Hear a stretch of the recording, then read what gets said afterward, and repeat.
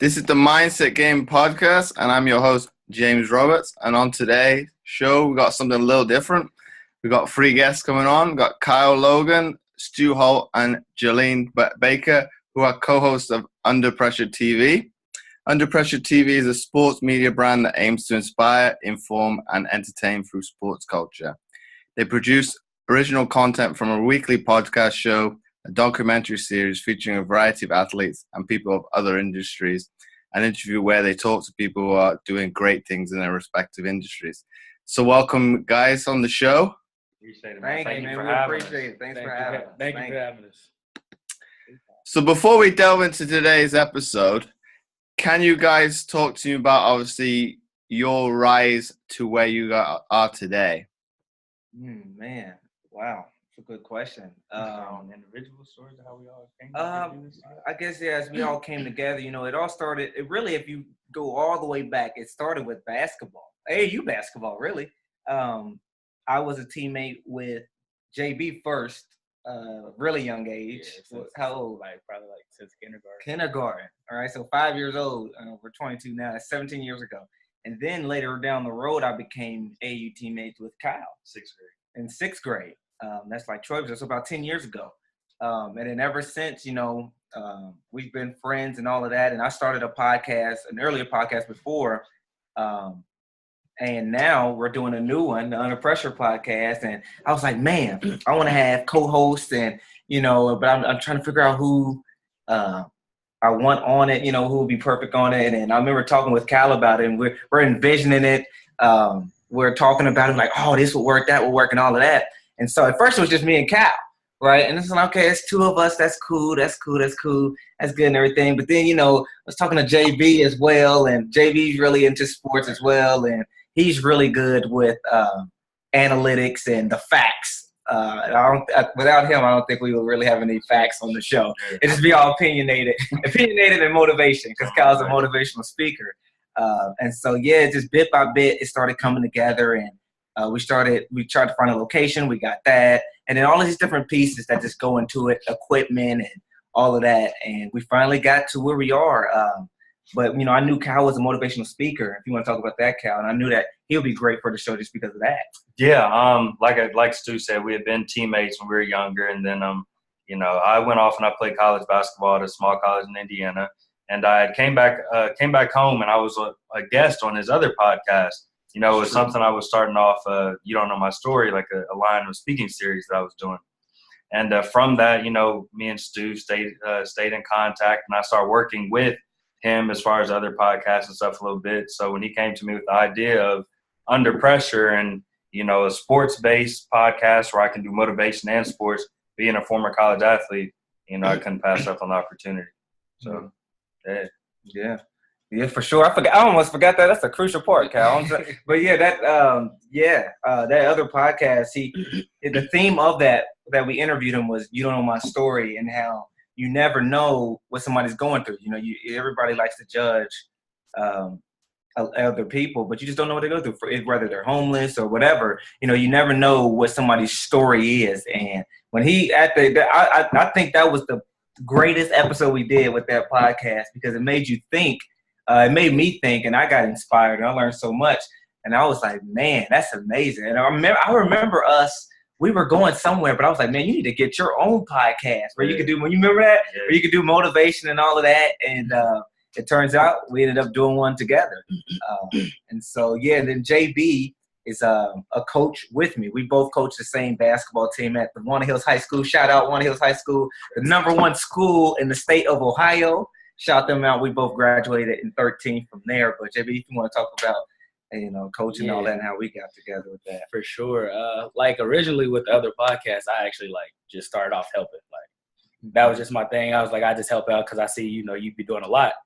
And actually, before we shot the first episode for the Under Pressure podcast, I didn't even know I was going to be on it until 2 days before. Yeah. I was coming up with the topics and stuff and ideas for them to talk about. Yeah. And he was like, oh yeah, you're going to be on it too. And I was like, wait, what?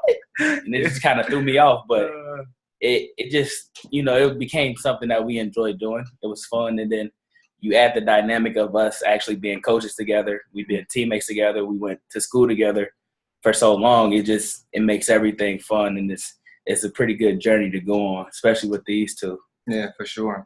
For sure. And, the crazy thing about it is when we were doing that other podcast, a lot of people say they wanted to help out and be a part of it. But when it's time to actually help, they're not there. When it's time to do the dirty work that nobody sees, they're not there. But that's one thing about JB was he really wanted to help, and he was willing to do the little stuff. And I was like, man, that's amazing. That shows like he really wants to be a part of it and not just act like he wants to be a part of it. So when we started doing this show, I'm like, man, JB knows sports. We coach together. I knew he would be great for it. And so, 2 days before, Right. I told him 2 days before, but it was like me and Cal had already been talking about him being on it like a week or two ahead of that time. I just never told him. I wanted to see if he was going to keep working. But no, I was testing him. He didn't know. I was testing him. But, yeah, he kept with it. And now it's the three of us, man. And we just have a perfect chemistry with Cal being a motivational speaker. You know what Eric Thomas is? I know everybody has to know. Yeah. It's the future. Eric Thomas of our generation, right? Here, it's coming. And so with him being a great motivational speaker, JB being the guy who's really into the analytics of sports, and me just having an opinion on everything that nobody really agrees with, I think we have a perfect combination. So I'm excited about where we're going. I'm excited. And obviously, we were discussing off air. Obviously, Kyle and JB knew we were just discussing it and not recording it as you thought, Stu. But that's my apologies. It's all good. It's all good. Oh, man. So, obviously, off air, we were discussing the state of what AAU basketball has, you could say, become.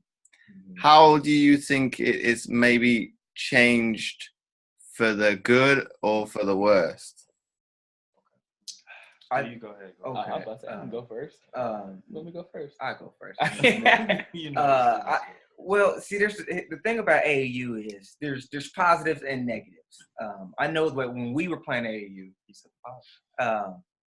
did you say the positives? Yeah. He said, or. Oh, he said and the negatives. Oh, okay. So I just think that when we were younger, we weren't thinking about the business side, or am I going to be this or that? The sponsors now are like Nike, Under Armour. Our sponsor is Devereaux. Yeah. That's a local shoe store, And so it's like, man, that's what we were used to. But now it's been hyped up, and like I was saying before, anytime money gets involved in something, it changes. No matter what it is, it's going to change because it's going to be there's going to be egos. There's going to be secret and hidden motives and agendas, whether it's from coaches, whether it's from parents. It's going to be because people get greedy, right? Greed is huge. That's that's the hugest, one of the biggest things that can ruin anything is greed, and that usually comes from money, right? And so that AAU in itself has become a business. It's always been a business because anything that makes money is a business, But now it's gotten to the point with the combination of social media. It's just escalated it. You've got high school athletes with millions of followers. And, it's like, wow, people are ranked and all that, which has always been the case. But with all of those things combined, it's created something that's definitely ego-based. But there's positives, right? You still get the exposure. You get to play in front of college coaches. You still get to play against the top competition. You get to travel, see the world, and experience different things with your teammates. And, that's still positives, and that's always going to be a good part of AAU basketball is seeing where you are against the top competition of somebody in California or Florida. Even if you live in Cincinnati, Ohio, where we're at, you can play against somebody, the Houston Defenders, the Texas Titans, the DC Assault, all of these different teams that's around the world that otherwise you probably wouldn't play against, And, me being a coach, JB, we talk about this all the time, that we can tell a lot of times if a kid plays AAU or not. Because, we can tell based on how they play. There's just a different style of whether they know how to just flow with their game or if they're too robotic and they're too systematic, like, they probably didn't play AAU and all of that. So it's definitely an advantage for the player, but it can kind of maybe get a little corrupt once you get higher and higher and money starts getting more and more. But what do you think, JP? For sure. I think the way that it's set up now with like the different circuits, like the Nike and Under Armour and Adidas, I think it's good. It's good for the players, but it's also bad in the sense of, you know, the exploitation of the athletes. But it gives them a platform to perform in front of, like, you know, the really big coaches, because, you know, Calipari's not going to just watch a random tournament on a weekend. But Peach Jam, he's going to be sitting front row with his scouts. They're going to be watching. So it's good for that sense, like the exposure that the kids can get, but just how much money that some of these coaches are making off of the kids for their commitments to certain schools and, you know, the different things. It's kind of corrupt. It's really corrupt. And you hate to see stuff like that happen, but you don't see as many coaches really care for the players.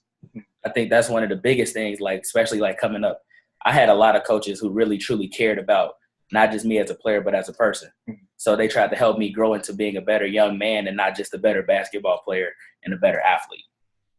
So, I think it kind of gets watered down some in AAU because coaches are really just out for wins and recruits. So it kind of takes away from what the athletes are really bringing to the table and really developing them.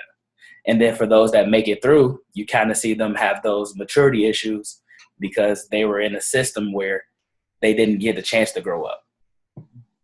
So, dang, that's very true, JB. Kyle, what you think, man? I definitely think the AAU circuit has changed a lot for the good and the bad. The good part is, like I said earlier when we were discussing off air, everything now in 2017 is, you know, social media based or anything like that. And these kids right now, these top, you know, AAU players in the world, they have a chance to play at the highest platform of that age level, you know, in the world right now. I mean, you have your Nike EYBL, you have your Adidas Gauntlet, your Under Armour Gauntlet, all that, you know, the best players in high school in the world are in that circuit. And weekend in and weekend out, you get to compete against and really show your talent against the other, you know, top players, not even in the country, but the world. Because AAU is, you know, even international. They're seeing, you know, CIA Bounce, even Nike EYBL in Canada. So you're competing against even internationally. But with that fame, with that rise of everything, you know, there comes, you know, it starts to be less about the kids and more, you know, a lot of coaches now, like JB was saying, they care less about the kids and they see them as opportunity. So then you have coaches in here with ulterior motives, where before would have been like, okay, like, I want to make this young man the best he can be, see him, you know, go to, you know, the best school, best possible fit for him, to now, okay, what can this do for me? You know, what can I get benefit from this? Or, ooh, if I coach this player, you know, I'll have in contact with this coach. So I think it's starting to become less about the kids and more about opportunity. And, you know, that can always get messy when you know, take your focus off of what it originally was, and that was the kid. Kyle, that's dead on, Kyle. I mean, that was so dead on, man, because it's like you're really, and as coaches, you're right, JB, and even Kyle's a coach too. You know, he's been around the kids on my team, and they really love him. And it's like, man, it has become, for a lot of coaches, we can't, I don't want to say for everybody, because once again, that's something that I feel like we take pride in is investing in our kids and taking interest in them off the court. You know, because at the end of the day, they're human beings first. They're not athletes. Then they're human beings. They're kids at that. You know, they're kids and they're still trying to grow and learn about life and all of that. And, you know, there's times where we will be like, we're not going to practice today. Right. And we just go to a classroom and we talk about anything that's related to life, anything that's related to them at their age as kids, right? Like, whether it's whatever it is, you know. And sometimes we'll just go and just talk and just have fun. Because at the end of the day, that's what it's about. You know, one thing I always believed and always try to tell people is at the end of the day, something that I've experienced, when it's all said and done, because for every single person, the ball's going to stop bouncing. You're going to have to hang the shoes up, and it's going to be over at some point. And the two things that I feel like are always left over are the life lessons that you learn and the relationships that grow and you get from the sport. Once again, because of basketball, we're here right now because we all play in the same team, right? And, you know, it's my best friends. I feel like if I'm thinking right, I met all of them because of basketball. And so those relationships mean a lot, man. And if you look at AAU, a lot of times it's, like you said, it's less about the kids, less about the memories, less about the kids growing as human beings, and more of, like Kyle said, how can this benefit everybody? How can this benefit me? If this coach is recruiting him, maybe he'll recruit me to be an assistant coach at that school, or maybe I'll get a little money under the table money, or I'll get more exposure and it'll help build my resume and all of that. And, when the motives are bad, when that foundation is bad, eventually the whole thing is going to crumble. And so, but once again, we ended on a negative. I don't want to end it on a negative. People be like, oh, man, the AAU is bad, because it's not. I encourage every single one of my players on my school team at Walnut Hills to play AAU, right? But it's all about getting on the right team. It's all about being under the right coaches. That's why we're trying to start an AAU team. We're not trying. We are. Because when you see something like that, like, oh, there's some negatives, all you can really do is try to be the difference, right, and try to change it. And so that's what we're going to try to do, is try to take it back to the old days of AAU, where it's more about the kids and helping them grow as kids. It's pretty much all right. But Kyle, let me ask you this question. Yes, sir. Do you not think it goes a bit further than, say, outside of sports, and say it's a societal kind of problem where people want to get their own? Oh, for sure, man. I definitely would think it's a societal issue as well. But, me personally, I think, you're going to run into that issue in society, regardless, because that's just how people think nowadays. But you want to hold off on that as far as you can. The mind of a kid is very valuable, and they're very vulnerable, especially that age for a high-profile athlete. When you have a lot of people in your ear trying to persuade you for something, it can be rough. And a lot of these kids, a lot of these athletes, especially like, the top ones who have all these, they come from broken homes, or they come from single-parent housing. So when you have all these outside sources, or, somebody with a motive who you're not really sure, it becomes hard to trust people. And that's going to lead, to issues down, trust issues, all these other issues in the long way that they'll run into in society. But I think, if you can stop it, don't start it so young. Because I think society's already going to hit them with that. So as a young athlete, that's a lot on your plate.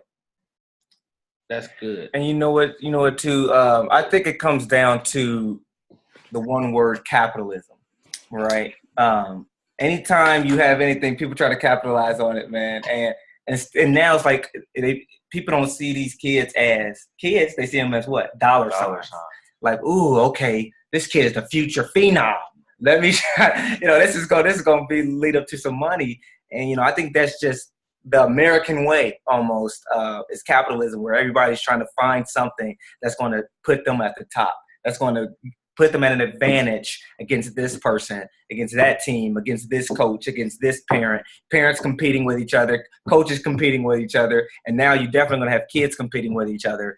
And so really it should be just the kids competing against each other, but now it's parent versus parent. My kid is better than yours. My kid's going to this college. Oh, my kid's going to that college. Coaches, oh, I got this kid on my team. I got this kid on my team. And so it's everybody competing against each other, and that's just that capitalistic mindset. JB, were you about to? No, I was gonna say, like, off of what Kyle was saying, is like OJ Mayo was like a prime example of that. Okay. And like for us in Cincinnati, watching OJ, he was the next LeBron. Oh, yeah, like he was on the cover of Sports Illustrated, and you see we watching him, and we're watching his rise, and we're like, he's gonna be the one. But behind the scenes, he was going through a lot in his home issues, which that carried all the way through his time into the NBA, to where now he's not even in the league. He's got banned for the substance abuse, I think it was. But it all goes back to his background and his upcoming, because he had so many people that were clinging to him because he was such a great basketball player and he was a great athlete. He didn't know who to trust. And at the end, that turned into a detriment, because he didn't know how to say no to those people, because he felt like he owed them something. Wow. Well, you could say, like you say, JB, I think with you guys probably starting a team, you've got the kind of right mindset that you want to give back to the kids. So, like you were saying, he was probably missing that role model that you guys had in the early days. Yeah, and it's the early ages is what matters so much. You hear people say, if you want a kid to learn a language or be fluent in a language, teach them real early, because their minds are still forming and they're going to be able to grasp it and learn it quicker. And that's the same with their environment and all of that. You know, if you, like you said, if you have people that you don't have that role model, you don't have that person telling you what's right or wrong early, you know, you can go down the wrong path, and it's hard to break the habits that you already have, you know, and then it's the earlier the better, man, to start with mentors and all of that stuff. So shout out to the Friars Club, man. And, you know, that's where we started playing at the age of 5 and 6, and they definitely gave us that foundation with great mentors and surrounding us with the right people. And so we were definitely lucky that our parents put us into that. You know, it's not like we earned it or they chose us like, oh, you guys are picked to be in this program called the Friars Club. It's like our parents put us in it, you know, and that's crucial as well. I mean, we've talked about it in episodes of how crucial parenting is, right, when it comes to a child's development. Like the different schools we go into. I went to Fairview. Shout out to Fairview Elementary. My mom had to stand in line in tents for that because the demand to get in there was so heavy. She stood outside like this was the concert to see, you know, Michael Jackson or something, you know, his last concert or something like that, you know. And it's like, man, she did that. If she doesn't do that, I don't go to Fairview. If I don't go to Fairview, who knows? I'm not the same person, right? Because the environment you get placed into shapes you who you are, right? And then because I went to Fairview, I was able to go to Walnut, right? What if I didn't go to Walnut, right? Me and JB probably, I mean, we would be close, but we probably wouldn't have been, we might have not linked up or something, you know what I mean? Like, because we seen each other every day because we both went to Walnut, right? And so it's like, man, all of these different factors play a huge role in a child's development that, you know, parents do control, but also kind of don't control as well. TV and all of that different stuff, you know, it's like a lot of things are caught, not just taught. You know, a lot of things are caught, things that kids see, you know, just by looking. And it's like, man, you got to have the right people around you for sure. Because, you know, you never know. Kids are always watching. That's something I learned with coaching and all of that. I know kids are always watching. So I try to handle myself how I would want them to handle themselves. So. Excuse me.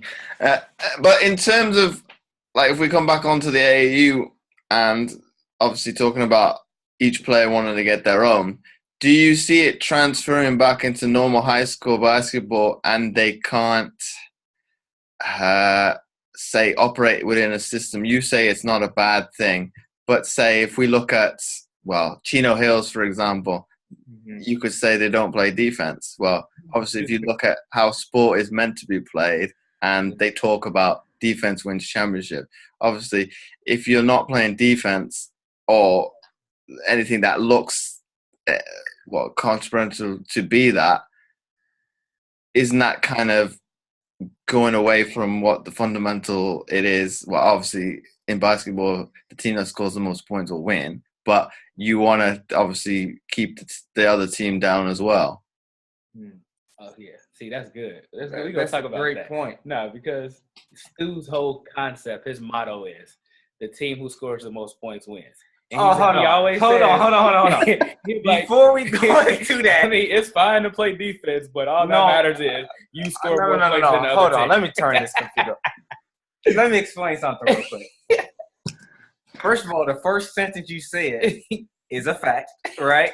At the end of the day, when it comes to the competitive part of it, the team with the most points do win. I'm talking from a strategic point. I'm not talking about morals and values and learning. I'm talking about from a strategic point.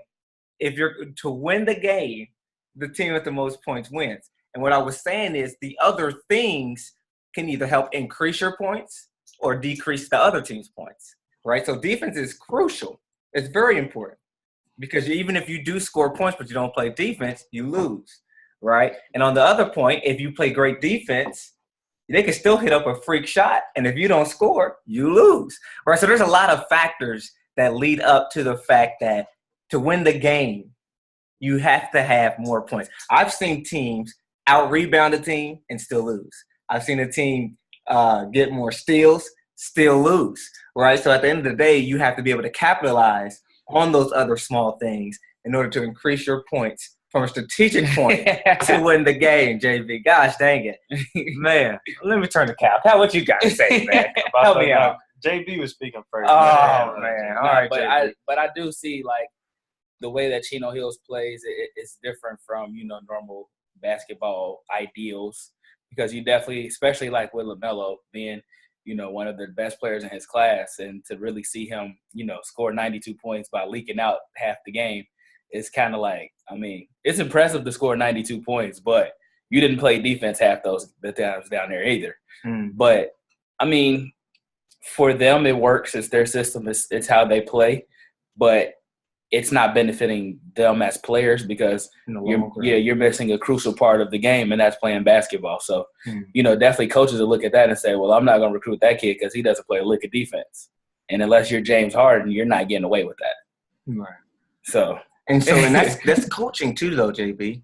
Because as a coach, if your kid is not getting back on defense or he's not giving his full effort, it's like you're taken out. You're out. Yeah. I don't care if you're the number 1 ranked player in the world. Right. You're going to come sit right here, because if you're not going to play defense in 5 years, you're not going to even be in the top 100 in the world. And so you gotta look for the long run. As coaches, you can't be afraid of, I don't want to lose this kid from my team if I correct him. And no, if you're going to really help this kid, and kids, at the end of the day, kids want to be pushed. Players want to be pushed because they want to be the best they can be. But if you let them get away with stuff, they'll try you. Oh, definitely. They'll try you, right? We know that. They'll try you. But at the end of the day, at their deepest root, they want to get better. They want to be the best they can be, and they want to be pushed, and you just have to be willing and have that confidence as a coach to push those boundaries and try to push them to be the best they can be. And sometimes because that's unacceptable. I've seen, Chino Hills? Yeah. And, I've seen, what is his name? Mellow ball, shoot a shot and not get back. Oh, then leak out, cherry picking. And I'm like, that's coaching. I didn't even blame him for that.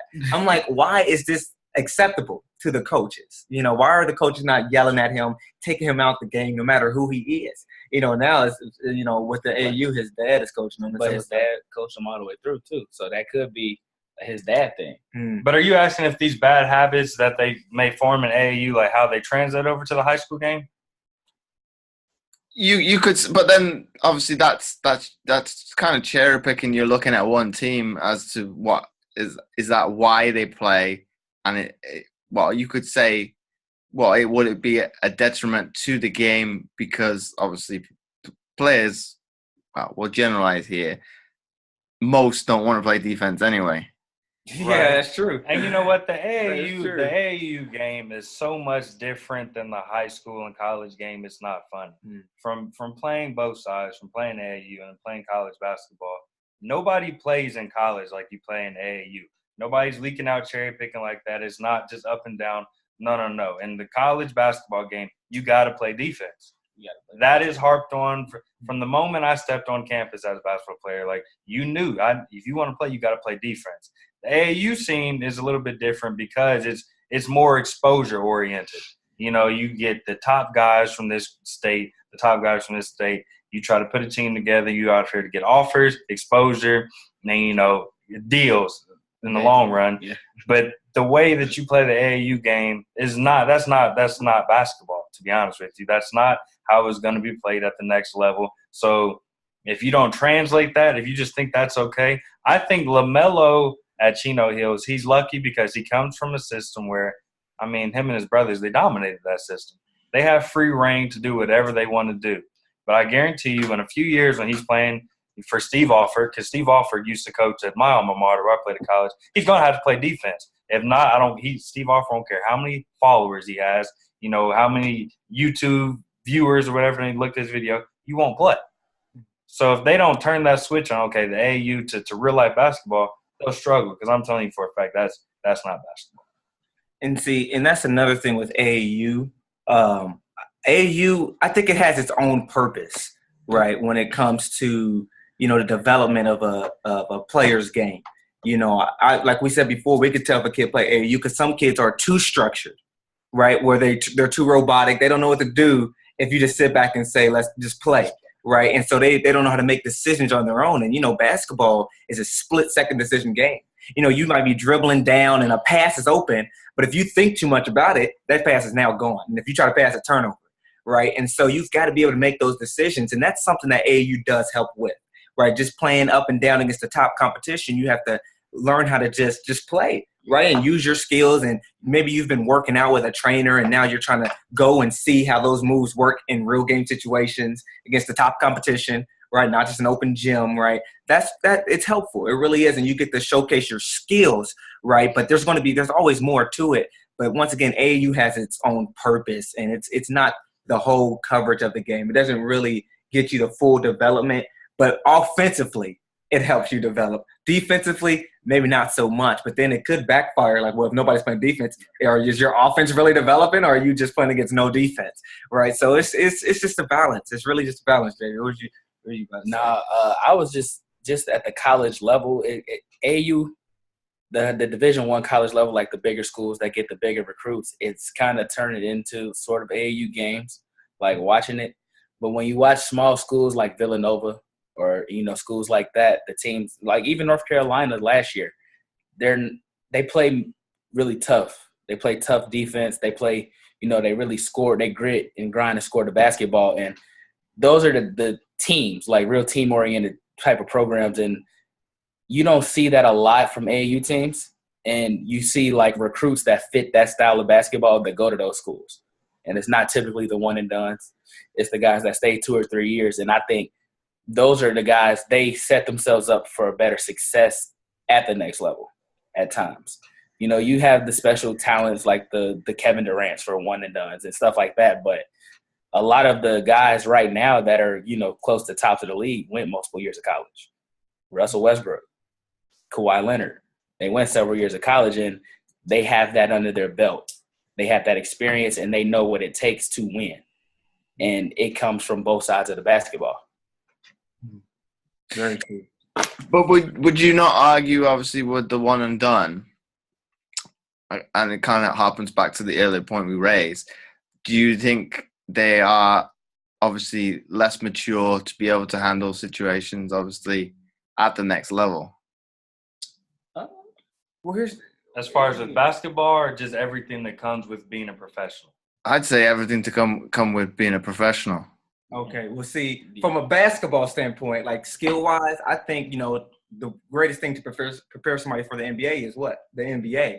So, the one-and-done thing for that, I think, well, okay, then that – but as an individual, that's another thing. That's another thing. For sure. I think personally, I think the one-and-done rule should be gone. Like, I think if they want to go out of high school, let them go, because it'll make the college game better, and it'll also – because it'll, like, take out the kids who didn't want to go to college, and it'll open up spots for those who really deserve those spots and that want to go to college for free and play at a high level.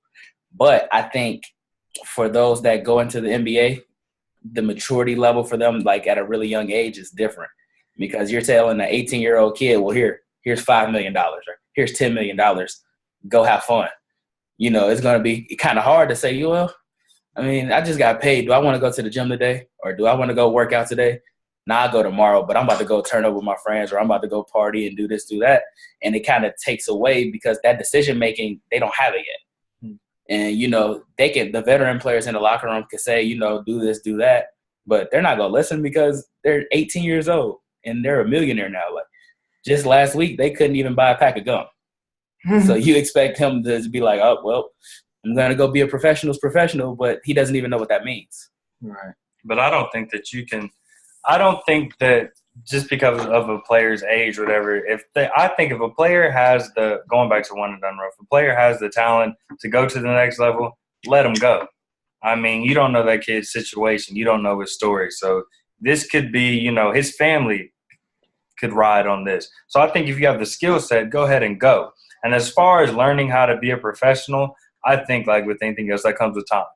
You're going to make some mistakes you're going to have to learn from, because at the end of the day, you may be a professional athlete, but you're an 18, 19-year-old, young man. So you still have a lot of growing up, there's a lot of maturing to do. But the only thing I can say that you can do is, find a veteran in the locker room, who's done a good job, who is a good professional, and kind of learn from them. And you will have to mess up and learn from yourself. That's just part of life, growing pains and stuff like that. But if a kid has the talent to go ahead and make to that next level, why make them wait for what? Let them go. And you know what, Kyle, I agree with both of you guys, man, because, think about that 18-year-old, right? Just, a few months ago, this kid is in high school, and he had to raise his hand and go to the bathroom. Yeah, seriously, and now you're gonna give them $5 million and say, here you go, right? And now expect them to make the right decisions. When society wise, we've taught our kids to not make their own decisions, and now you give them $5 million and say, here, make the right decision with this. And so it's like, man, it's tough. And Cal, I think you have the best solution to it. You got to make sure these kids have mentors and have the right people around them to tell them, like, look, you don't need this. You don't need to spend your money on this. Invest your money so that you can now make money on your money while you're not even touching it, right? And a lot of kids don't think about this at an early age. They're just like, "Ooh, I got this money. I didn't even have money for gum. Right. Yeah, I couldn't buy chips just a minute ago, and now I got $5 million. Now I can buy the whole chip thing. I could buy Grippos.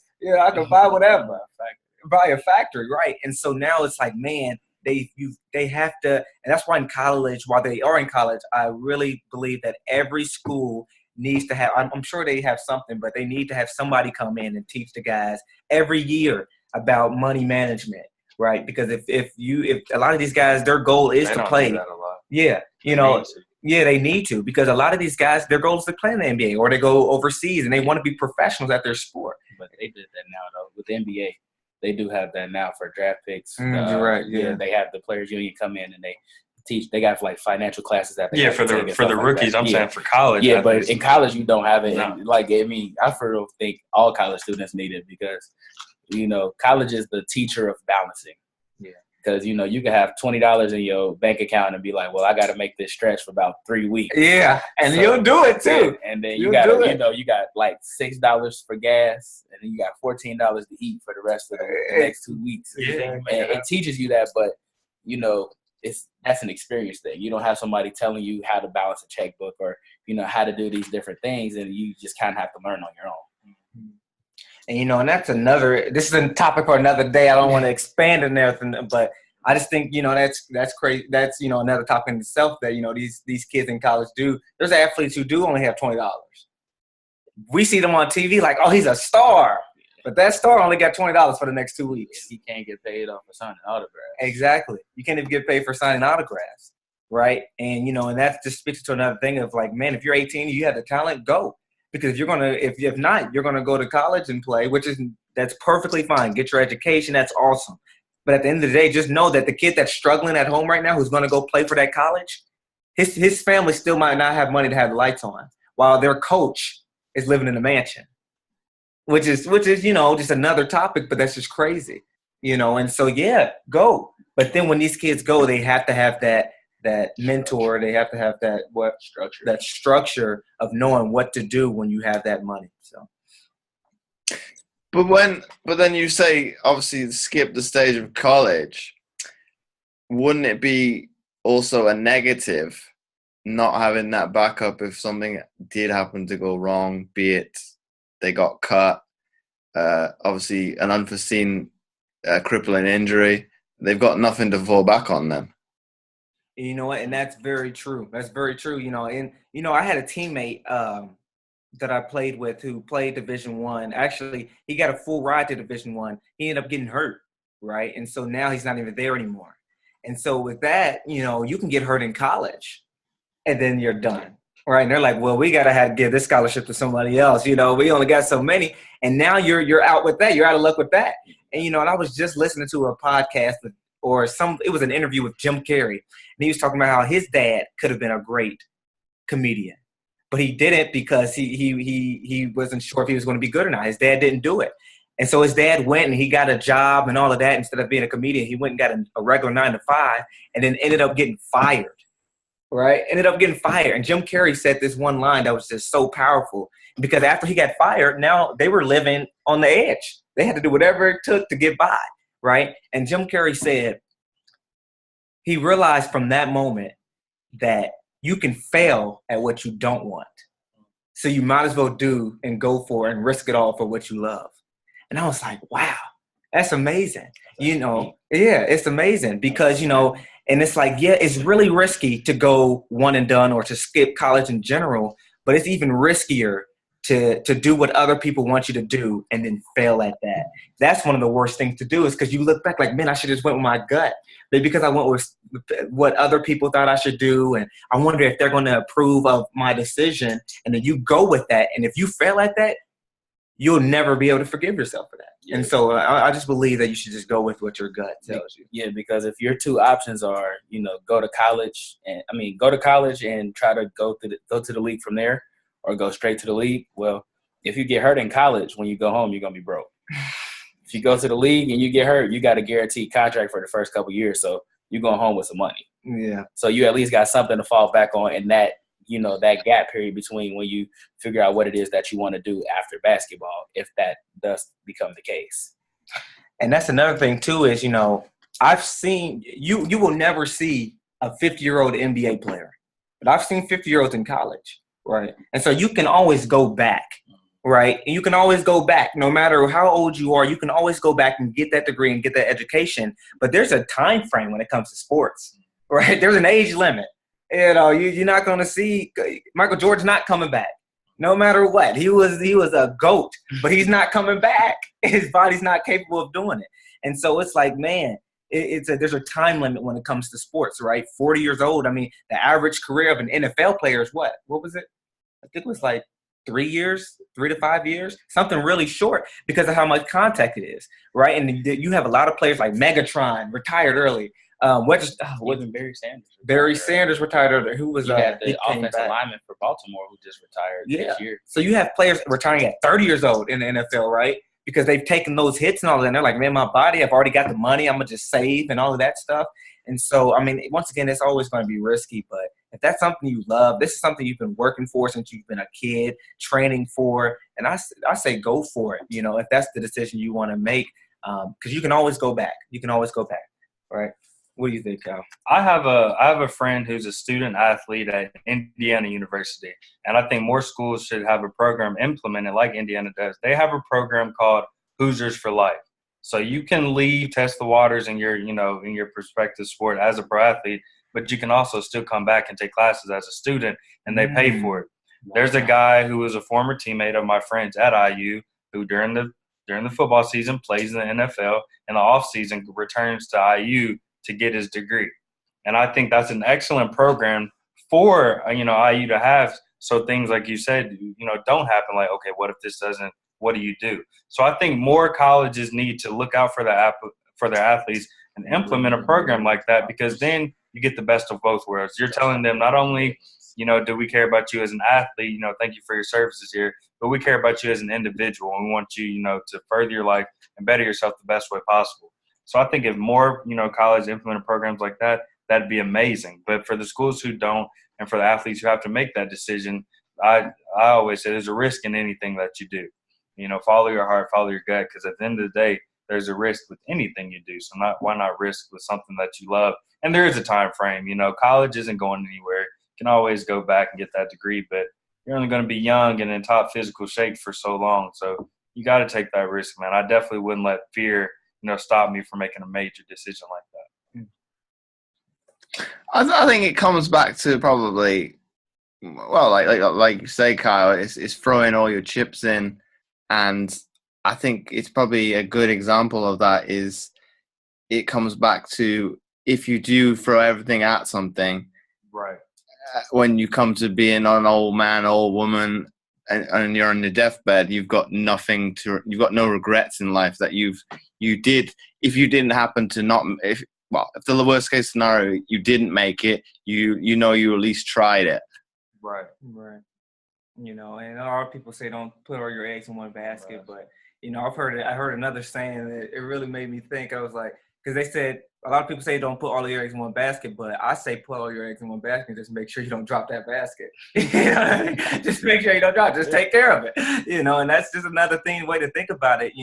Because at the end of the day, if you put some eggs in this basket and some in this basket, and then this basket drops but this one doesn't, you still don't have as much energy and time put into that one basket as if you would have took that risk. And you gotta take risks, man. That's what it really comes down to. Especially if it's something you love, go all in for it. Because at the end of the day, usually the plan B is always going to be there. Just like with college, it's not going anywhere. Usually that plan B will always be there, so go ahead and strive for that plan A. And if that doesn't work out, that plan B is usually just always there waiting for you anyway. So.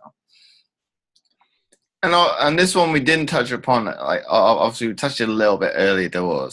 Obviously we were talking about Chino Hills and saying they don't play defense. But what is your take on?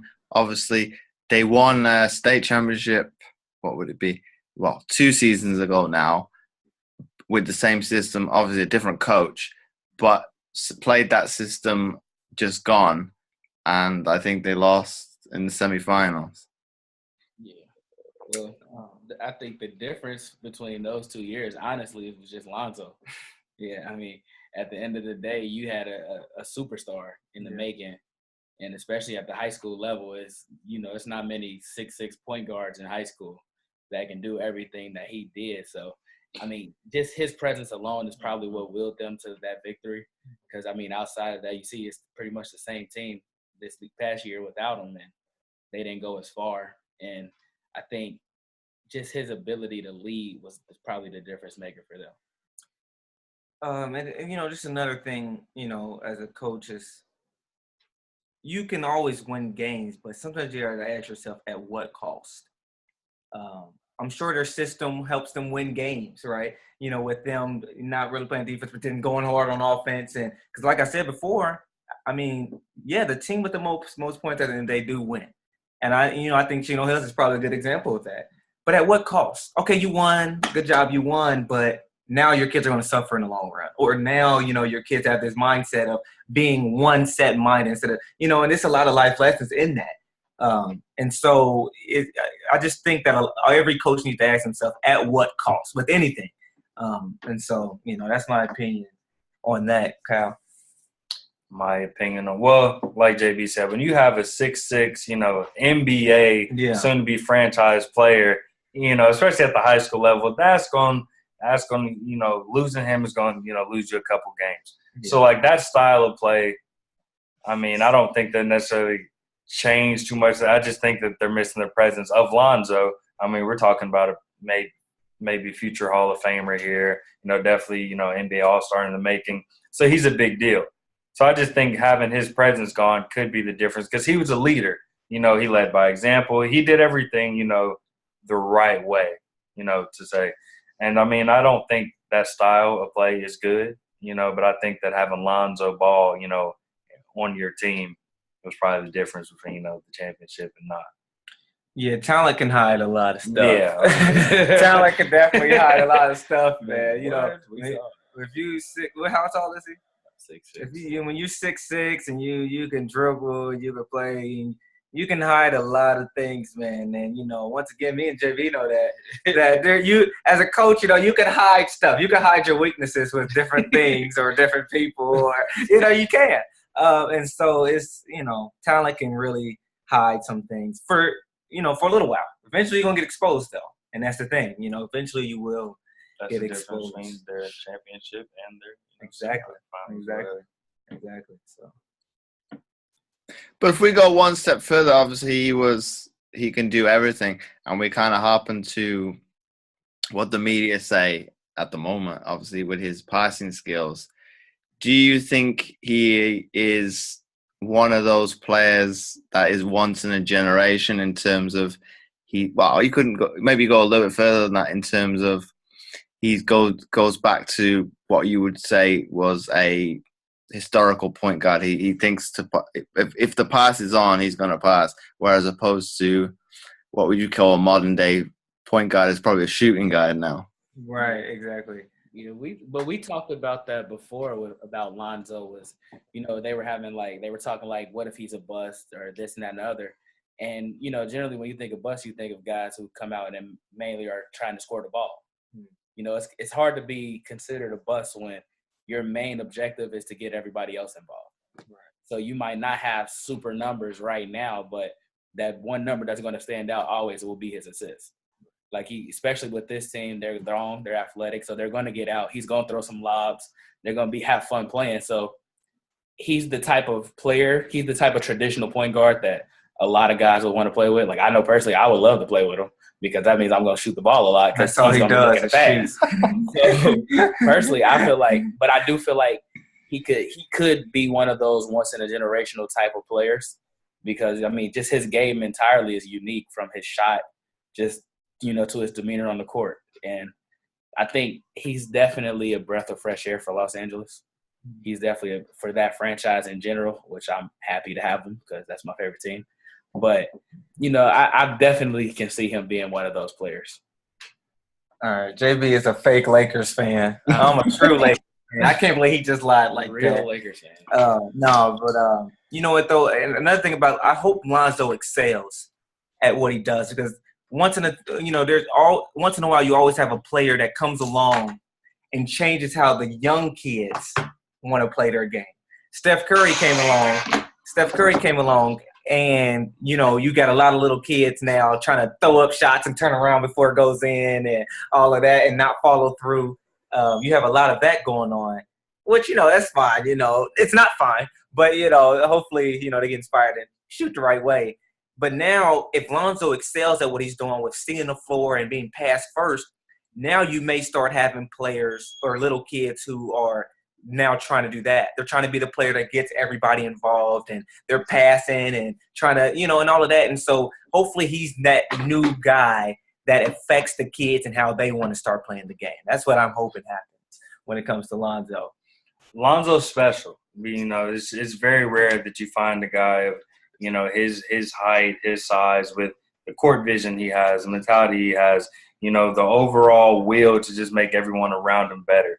So you asked if Lonzo would be, once in a generation type guy. I think he will be because he brings something to the table that's almost a lost art in the game of basketball. Everybody wants to score now. Everybody wants to score, but Lonzo's that traditional, pass first, Magic Johnson like point guard, and I don't think we've seen a point guard like Lonzo since Magic. What? So it'll Chris be Paul? interesting. He's not 6'6". Oh, yeah, He's not that big. That's his style of play was to get. I'm saying like involved. that size on Steve everything. Nash get his teammates he still involved. wasn't 6'6". But you said that type of point guard, not size. I meant like Man, the you physical see what? specimen, everything you haven't seen. Come on, I agree with Cal on this one. And LeBron. LeBron's not a point guard. He started off as a point guard. First of all, he You're started just trying at point guard his No. rookie season for the You're Cleveland Cavaliers. grasping for air here, bro. Lonzo Ball is the type of guy who, like we said, is a player you want to play with, because he's not only trying to get you involved, but you feel more confident as a player playing with him. Like, I know that if I do the little things to get open, to do this or that, I'm going to be rewarded. You're gonna want to play defense. You're gonna see people trying to get steals. Exactly. Because we all know that when you hit a couple shots, for some reason you start feeling it's more inspired to play defense. You get lower, like, oh man, let's go, I'm feeling good. But when you missing some shots, or you feel like, or especially when you're open and you don't get it, they don't pass it to you, you're like, okay, well, let's see what you're gonna do without me on defense. That's how a lot of people play. And so it's like, man, I think that his effect on the Lakers is also going to be on defense just because of his offensive abilities, which is going to be amazing. I'm excited to see how it's going to be. I'm excited. But you touched upon there, obviously, in terms of he's JB was saying LeBron's a point guard. It's like, well, I wouldn't go that far because look at his build. Yeah, he started as a point guard. Well, okay, here's the thing. Just because you are bringing the ball down the floor, that does not make you. Oh no, like his rookie season, guard. he was the point guard. He guarded the point guard. He was the point guard. But he's now, not a point guard. He's not a point guard. Okay, let me ask you this, He's JB. more of a point guard Let me than ask a you guy this, JB. like Russell Westbrook or Derrick Rose. We've had teams that we've coached that we didn't have a certain position, but we had guys play that position, correct? Exactly. All right, so you can have a guy playing in a position, but that's not their position, right? Like, think about it. I know a lot of teammates who played center, but they were really guards. They were just athletic. So they were out of position. Or their true position were guards, but they were played at a position because of their size or their ability or just because of what the team lacked, right? LeBron had to play at the point guard position because they lacked what they really wanted as a point guard. But he's right a pass now, type of player. Get my teammates involved. Yeah, He definitely gets his teammates involved, but still doesn't make him a point guard. He's a point guard, a shooting guard, a small forward, power forward, and center. He does it all. Okay, but he plays every position. Jack of all trades, master of none. Which leads to a bad percentage in the finals. Dang it. But you could say, obviously, with moving a player around to suit it's not the player you're put into that position. You're kind of implementing a system that is the best suited for your team to succeed. That's very true. I definitely agree with that. Because basketball is becoming a positionless sport, is what they're saying. For sure. Where it's not even about positions anymore. It's more of like, you're here, you're there, and let's play and let's get this job done. Which that's where the game is leading towards. The game has been changing for a while now. Even with you don't really see Shaquille O'Neal type big men, right? You don't see that no more. Now every big man can shoot a three. Besides DeAndre Jordan, he can't even make a free throw. Right? But most of the bigs are out there trying to step up. But even still, DeAndre Jordan's a new type of big. Because he runs the floor and blocks shots and rebounds. Right. Like, that's the new big. Yeah. And then you got guys like DeMarcus Cousins. He went from back to the basket to now he's dribbling the ball. He's shooting three-pointers. Yeah. Dwight Howard said he wanted to shoot three-pointers this year. So Dwight Howard needs to stop. So, it's getting to a point now where you're losing the idea of the traditional big, which is kind of like if you're a true, basketball head, I kind of miss that. I would love to see a guy like Shaq just come through and dominate the league. But you know what, though, JB? I truly believe there's going to be another Shaq. Oh, there will be. And I think that when they come, we're going to all be so grateful. Oh, they're going to dominate. They're going to dominate because they're going to be the only one. Yeah, every knee will bow. You're going to have a bunch of bigs who, like Porzingis, would have no chance against Shaq. No. Shaq would have 50, 50, and 50.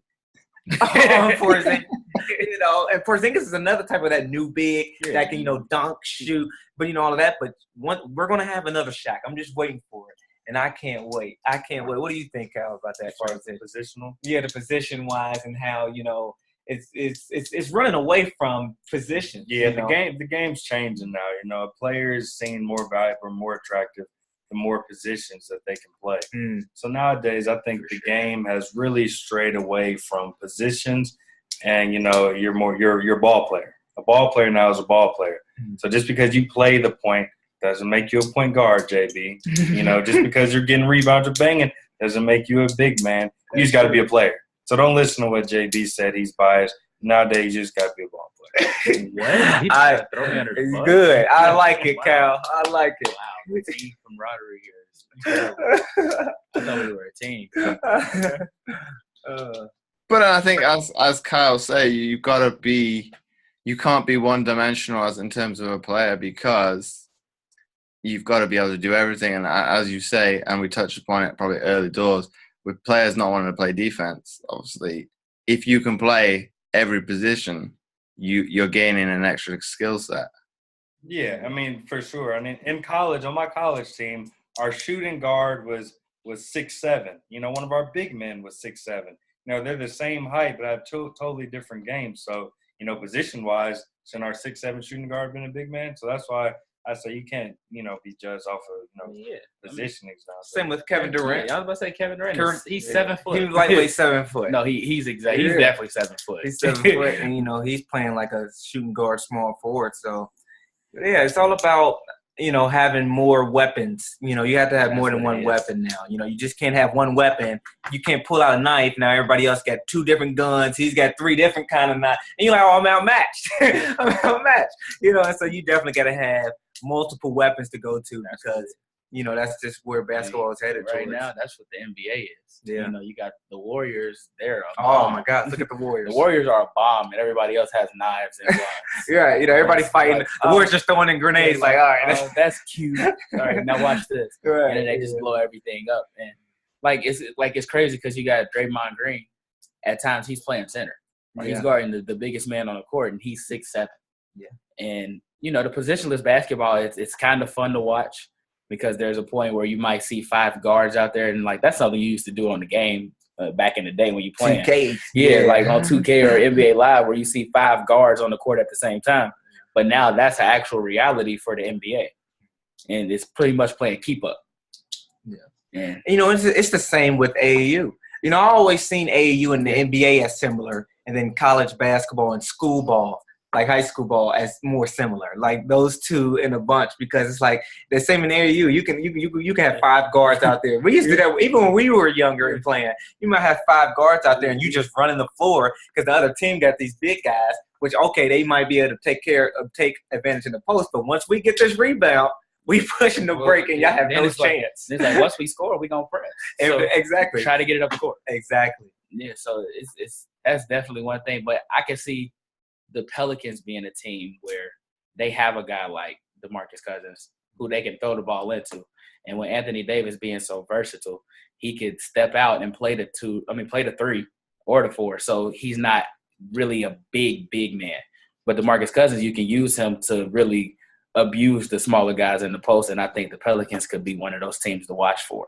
It's interesting. And he got into a pretty good shape this year. He lost a lot of weight, so you could definitely see him trying to make the effort to get up and down the court, but also still be strong enough to bully those guys in the post.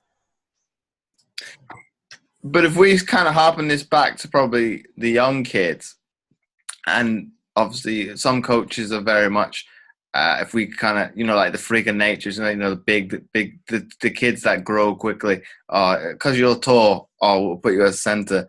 Do you kind of see that they kind of miss out on developing their skills, because if they don't grow when everybody catches up, they become redundant because they've only played that one position, but then they're still as tall as everybody else. Yeah. You know what? I wish our camera guy was here, Steven, because he was like that. He was played at the center position because he was super athletic, right? But then he never grew. He literally never grew, and he suffered from that. We have players, yeah. JB, let's look at JB. JB was a big man. And I'm taller than him now. I was the guard. He was the big when we were kids. He's been the same height. He was supposed to be like 6'8". The doctors lied. And he never grew. And, and it's a huge effect. There's a specific kid on my basketball team who played the 4, right? He played the 4, but it's more like a big man, 4 and the 5. And that's because he was stronger, but he was short, right? He's not that tall. And so after the season was over, I'm like, man, you did good this year, but for the long run, we have to develop your guard skills, because that's what you're going to play. Because, shame on me as a coach if I say, yay, I used you for my advantage, we won some games, but in the long run, you're going to suffer and not be that good because you weren't in the right position. And coaching is all about putting your players in the right position, right? Our job is to put them in that position, and then it's their job to excel and take advantage of. But we have to get them there, right? We have to lead and guide them in the right direction. But if we're selfish and saying, you're a big man, that's it, for my benefit, for the benefit of the team, they're going to eventually suffer. And I've seen it so much. That it suffered. What about, have you seen that, Kyle, maybe I think at that point, that's when, work ethic and grind comes into it. I mean, even personally, in high school, my senior year in high school, I played power forward at 6'2". And then 2 months later, I'm off playing college, and I'm a shooting guard. But, I mean, growing up, I always knew at the next level I'd be a guard. I had to do what I had to do at high school because there wasn't a lot of, I was a big kid, strong kid, and there wasn't a lot of kids like that. But, that's when you have to – if you're really serious about the game, you have to, think about that. And that's when there is no off season anymore in sports. I don't care what you say. There's no off season. Dreams don't rest, don't take breaks, so why should you? So I think that's when, your ball handling skills work, come in handy, your shooting skills, because that's all stuff I had to do, in my own time outside of high school practice, because in high school practice, I'm doing post drills and, posting up every day. But I know, okay, in a few months, I transition myself and be a collegiate guard. So I think that if you're placed in that situation, don't limit yourself. That's when you just have to put in the work on your own. You can't have – if you want something bad enough, you shouldn't have somebody riding your tail or, have to be in your face to do it. Put in the work on your own. So it shouldn't necessarily be a hindrance. If you're a ball player, you'll adapt to any situation. Mm-hmm. That's true. Man, Good, Kyle. Gosh, dang it. Kyle, man.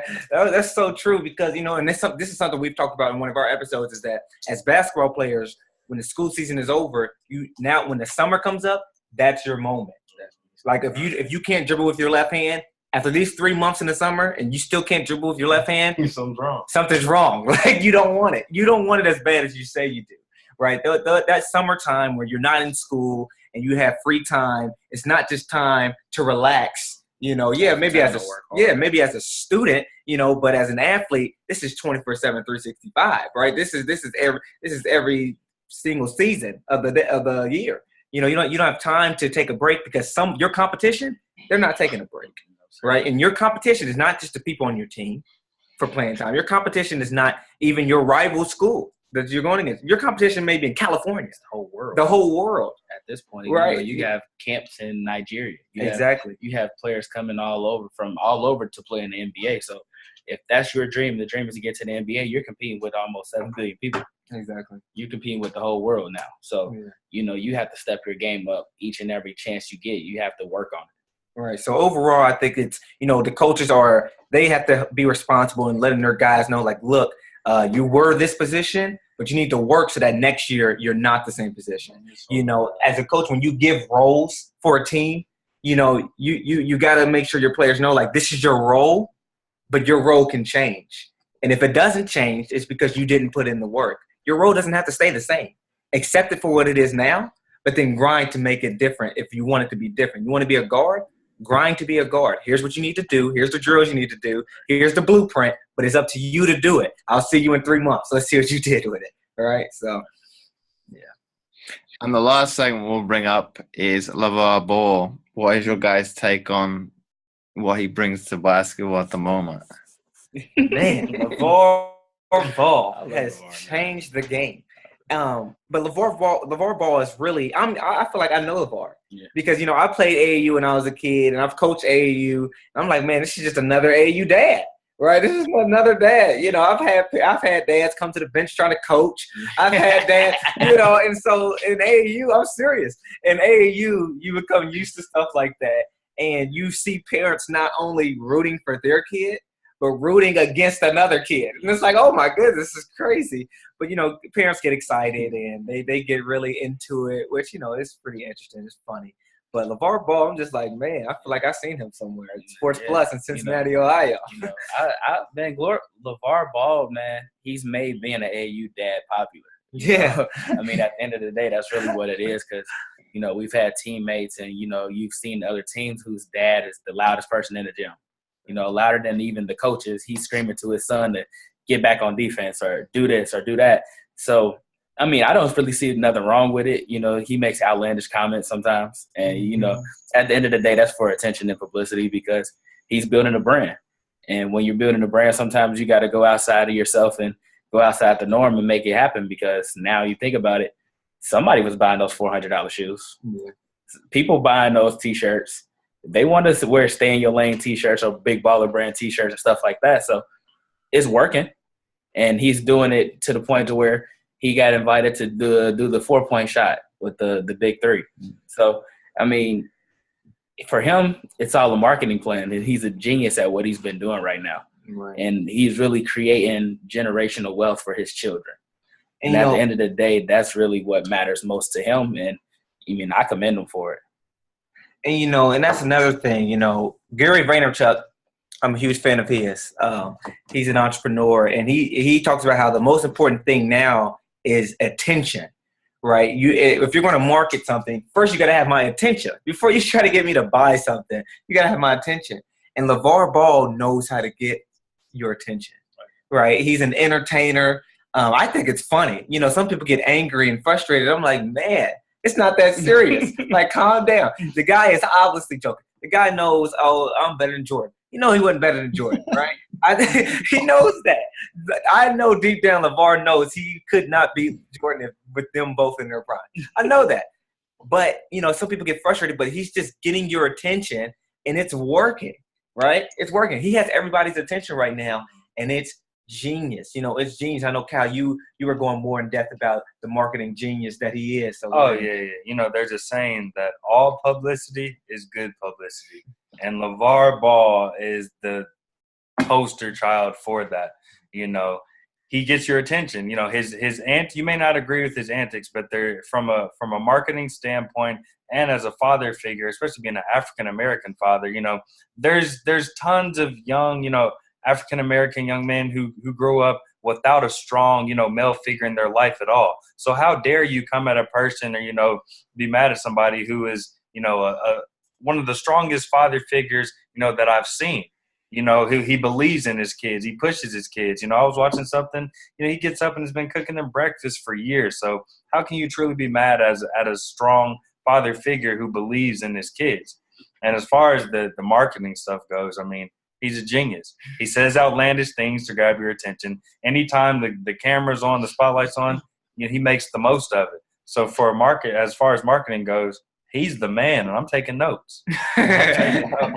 So you may not agree with how he comes off or the way, or his tactics, but you can't do anything but to respect the man as a father and as a businessman. You got to. I agree. But in terms of, I don't know if you just what was the last one in terms of the AAU game he was coaching that he got the ref kicked out. What is your take on that as coaches? As a coach, man, I completely, because I've seen him. Didn't he quit? Yeah. He took his team off the court, and I completely 100% disagree with that. Coach Ricardo. Yeah, because I've been a part of it. Oh, have you? Yeah, I have been a part of that. Like when the coach, the coach is like, you know what, we done. Let's go. Get y'all stuff. You know what? Okay, I've been a part of a situation where the coach was like, we're not shaking their hands after the game. Literally, we got taken off the court for the game. For me, the game had just ended, and my coach was like, no, we're not shaking their hands, and he made sure we didn't shake their hands. And, that's terrible leadership, period. There's no ifs, ands, or buts about it. It's terrible leadership because, one, especially in the middle of the game, you don't quit in adversity. Where the team that I coach, the school team, there's a lot of times where we felt like we weren't getting the right calls or like the referees are just not on our side, maybe even on the other side, right? But that's the moment right there. That's the teaching moment. But if you're a coach and you're not in it to help your kids grow as people, you're not thinking like that. You're thinking like, oh, this is not fair and all of this. And it becomes more about you and your emotions and how you feel. Instead of saying, you know what, this is a teaching moment for the kids. Fight through adversity. Even when it seems like everybody's against you, fight through it. Keep going. Keep pushing it, right? And that's the thing. And I even heard that the game that he took them off, at least one of them, they were winning. Right? And I'm like, what is all of this about? But if your ego gets in the way, that's what happens. And, as a leader and as a coach, you always have to think of yourself last. Your emotions have to be last. And you've always got to be thinking about how can this affect the kids in the long run? How can this help them grow? Not, how do I feel about it, Definitely. I definitely agree with that. I think it leaves a bad mark on the kids because it's like, especially kids wanting to play basketball. Like if you're on the team and, it's game day, you pumped up, you ready to play, and then to get taken off the court and you just like, I'm still trying to hoop. Like, forget what he's saying. Like, we still going to play. But at the end of the day, you have to follow what he said because it's his team. And, it kind of sucks because then you miss out on games. And I think the last time they did it was like one of the last games of the season. So it was just like our season pretty much over, and this how it ends from walking off the court. Right. And, that's another thing with I think a lot of coaches have that mindset. This is my team. But, I always feel like I always would hope that my players know that this is our team. Right, this is our team. At the end of the day, man, this is your guys' career. This is your guys'. You guys are the ones that's playing. I'm here to help lead and guide you. But I honestly would hope if I went crazy and I'm like, we off this court, I would hope my players would be like, you can leave. We're going to stay. I hope that they would do that because, at the end of the day, it's a collective thing. And a lot of coaches do have that dictator mindset of, oh, this is my team. When really, man, it's about the kids. It's about the kids. If anything, it's more of their team.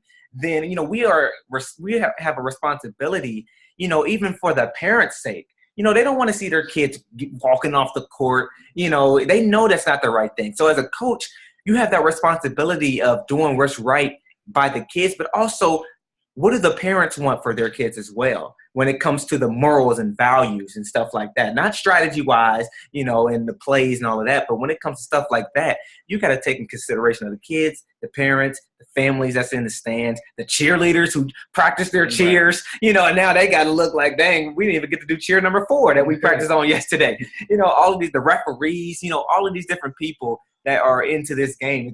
It's not just about you. It's not just about you. And that's something that, a lot of coaches, they just have to get. They have to get. What do you think, Kyle? Yeah, I think that was a totally bad move on his part as far as, taking kids off, because that also teaches, the kids that it's okay to quit. And that's never okay. You can't quit in life. You're going to be, faced with adversity or feel like you're placed in situations that aren't fair or in your favor, all the time. That's life. So, being an authoritative figure, being a coach, being a role model, that's just not the example you want to set for your kids. So totally disagree with his actions there. I agree with a lot of other things that he does, but can't respect that. Can't respect that. That's not good for the kids. That's not good for the game either. It's not good for anything. So. I agree. And last question before we wrap up the episode.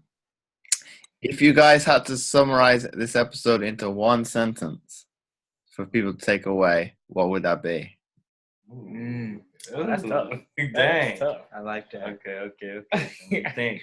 Summarize this whole episode. This would be hard for Stu. He's a man of many words. As you can see, Stu's been on the camera a lot. He's a man of many words. So let's see if he might want to go last. I'm the one who's good with short words, but I'm still stuck. This is a great one. Question. Summarize it all in one sentence. Yeah, we did talk about a lot. When it comes to I'll give it for the coaching standpoint of all of this, to all the coaches out there, because we talked about the AAU circuit and how it can turn into a business, how coaches can get their egos going and all about that. Just one sentence here for every coach, I guess, is it's not about you. It's not about you. And so that's what I would go with the coaches and all of that. It's not about you. I'm still thinking. JB, go ahead. I'm still Well, definitely. I can say one sentence to summarize this entire long interview would be, wow. Wow, it was a fun interview for sure. But I'll definitely say it's it's bigger than money. It's when it comes to AAU and basketball in general, it's bigger than money. It's about, helping these young men transition into adulthood. So, be mindful of the decisions you make and the words that you say, especially around them. I would like to change my sentence. I got a better one. Because it's almost similar to what I said for the coaches, but now it also relates for the players as well. It's more than a game. That's what I would say. It's more than a game. But Stu, isn't that a trademark, though? I think it is. I've never heard that. I've never heard anybody say that. LeBron's movies. Yeah. More than a game. That's definitely a shame. Well, LeBron already figured it out. He figured it out that's the way to go. It's more than the game, man. It's more than the game. It's not about you. But while Cal's thinking still, I do have a question. I have a question for you. Okay. So because, for us, when we watch the Olympics is something like it's really big, especially for any country, honestly, probably, that, watching people represent your country is it's really big. And, especially when they win, you excited like USA or whatever across the front of their chest. But how was it for you performing in the Olympics? Oof, you turn the tables on me. Yeah. I was pretty curious about that. How was that experience? It's quite difficult to put into words in terms of representing your country. But do you mean as in between overall or between one games to the next? Like just the overall experience, like just everything that came with it. Like I think because I had to do an interview, well, a written one this week, and they asked a similar question. I think I put it along the lines of you're representing not just your country, but where you come from, your family, and you want to kind of do your utmost to do the best for them as well as yourself. So it's a lot of pressure, huh? No, you try not to think about that. That's probably me as a retired athlete thinking like that. I probably may think maybe of my teammates in that particular sport, being in London 2012, but no, if I happen back and talk about Beijing and that final, that was the most relaxed I have ever been in my entire career. That's crazy because I think about it like just before a game in general. Like I'm nervous before a game. Like even to this day, like in rec games, I'd be like low nervous. Like all right, I'm ready to do it. So like to be in the Olympics, like this is the biggest stage. I would be like super crazy nervous. Like I'd be out of my mind. I wouldn't be able to sleep. I wouldn't be able to eat. I wouldn't be able to do nothing. I'm like, I'm ready. Like this is it. Yeah. That's amazing. Oh, Cal. I think I'm ready. Yeah, are you ready? Okay. I think I'm ready now. Okay, so we One covered sentence. it. I got that. Oh, okay. I don't need words. I don't need a whole bunch of words. We talked about, the AAU and the coaching and, positional, for different players. So what I take away from all of that is, control your own destiny. You're your own person. At the end of the day, you're your own person. You're an individual. And, you have to not let one other person dictate your life or your destiny. Because at the end of the day, you truly are all you have. So control your own destiny. Because I think that can relate back to every single topic that we covered during this interview. So, yeah. See, that's what happens when you got all the time. He had more time. That's what happens, I thought that was pretty good. So it's more than a game at the end of the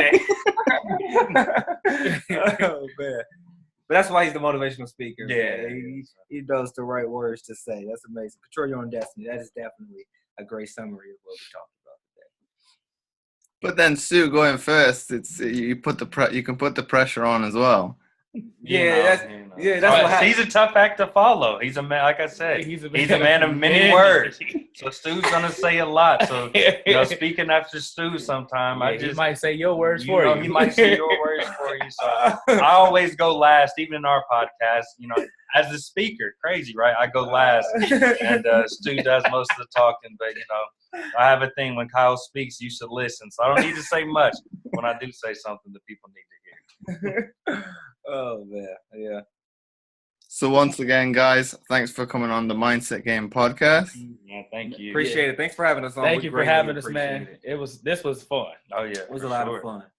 My pleasure.